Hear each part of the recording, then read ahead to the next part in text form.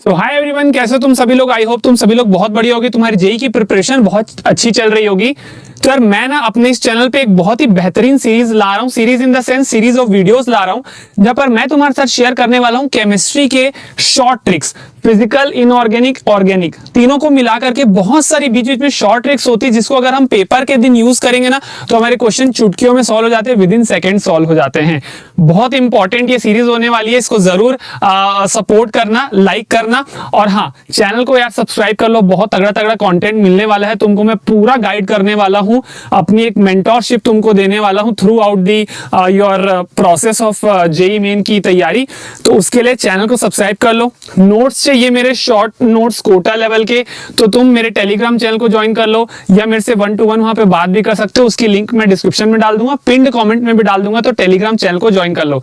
अब इस सीरीज में हम कुछ अच्छी अच्छी शॉर्ट ट्रिक्स देखने वाले हैं। तो आज पहला वीडियो है, किस बारे में है? एटॉमिक स्ट्रक्चर के ऊपर है। एटॉमिक स्ट्रक्चर में ये वाला पोर्शन बहुत पूछा जाता है, एनटीए को बहुत पसंद है जेईई मेंस में ये देना, that is spin only magnetic moment निकालने वो बोलता है। और यही सेम पार्ट तुम्हारा कोऑर्डिनेशन कंपाउंड्स में भी आता है इनऑर्गेनिक केमिस्ट्री में। तो स्पिन ओनली मैग्नेटिक मोमेंट का सबको फॉर्मूला पता है कि मैग्नेटिक मोमेंट का फॉर्मूला होता है अंडर रूट में n मल्टीप्लाइड बाय n+2, पूरा अंडर रूट में है, और बोर मैग्नेटन उसका यूनिट होता है। n क्या है सर? यहाँ पर n है नंबर ऑफ अनपेयर्ड इलेक्ट्रॉन्स। अब क्वेश्चंस कैसे आते हैं ध्यान से देखना। जैसे कि फॉर सपोज तुमको एग्जांपल बोल दिया कि आयरन 2+ का तुमको मैग्नेटिक मोमेंट बताना है, क्वेश्चन दे दिया, जेईई मेंस में आ गया।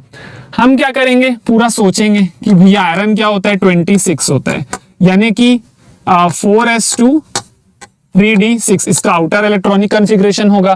फिर तुम इसमें से आयरन 2+ करोगे तो बाहर वाले शेल से रिमूव हो जाएगा, यानी कि 4s से रिमूव हो जाएगा, तो बचेगा क्या, 3d6।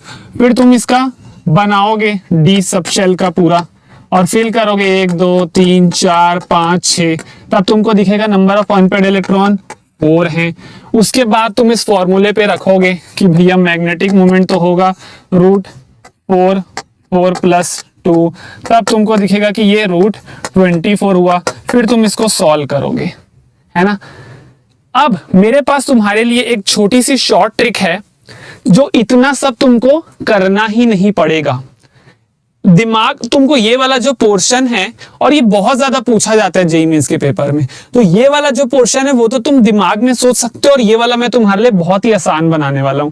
तो शॉर्ट ट्रिक क्या है, शॉर्टकट ये है, सीधा तुमको याद रखना है कि मैग्नेटिक मोमेंट होता है n.89 डायरेक्ट। जैसे कि यहां पर तुम्हारा n की वैल्यू 4 आई ना, तुम्हारा आंसर है सीधा 4.89। सर ये कब कब वैलिड है? जब n की वैल्यू 2 से लेकर के इंफिनिटी तक हो सकती है, 1 के लिए ये वैलिड नहीं है। तो 1 के लिए हम एक एक्स्ट्रा याद कर लेंगे, जब भी n की वैल्यू 1 आएगी हमारा आंसर होगा 1.73। अब कई बार ऑप्शंस में तुमको जरूरी नहीं एग्जैक्ट n.89 ही दिखे आंसर, कई बार तुमको n.88 दिखेगा, n.90 दिखेगा, तो ऑब्वियसली तुम आंसर टिक करके आ सकते हो, क्योंकि तुमको आसपास का चीज मिल चुकी है, ठीक है। और 1 के केस में तुमको ये याद रखना है।